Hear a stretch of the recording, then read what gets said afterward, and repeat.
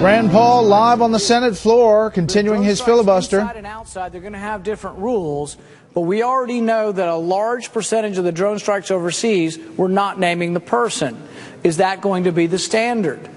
We also know that we have targeted people for sympathizing with the enemy. We talked about that before.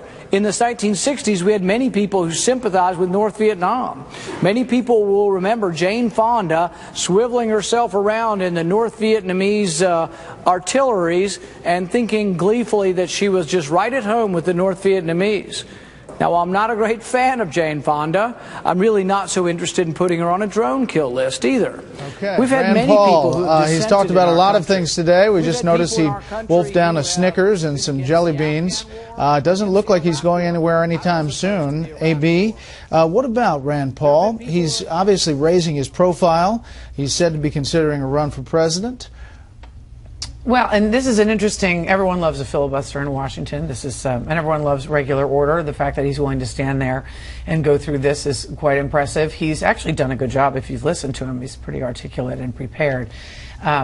He actually at one point did say though, it's not so much about filibustering the nomination of John Brennan so much as it is, as he said, a request to get the President of the United States to say that no Americans will be killed if they are not engaged in combat. And that is unlikely to happen.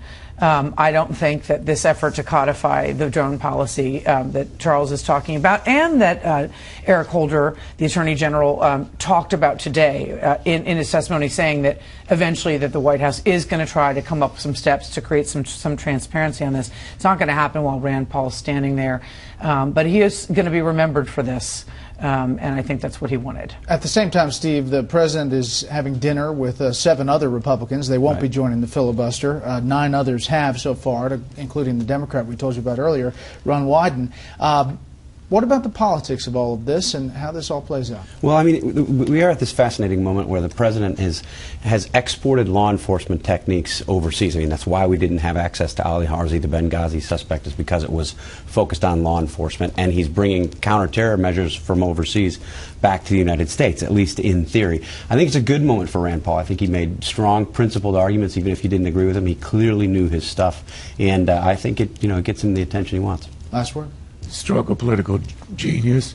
He will be remembered. This raises his image, and he's completely sincere about this. So it's, I think he will be.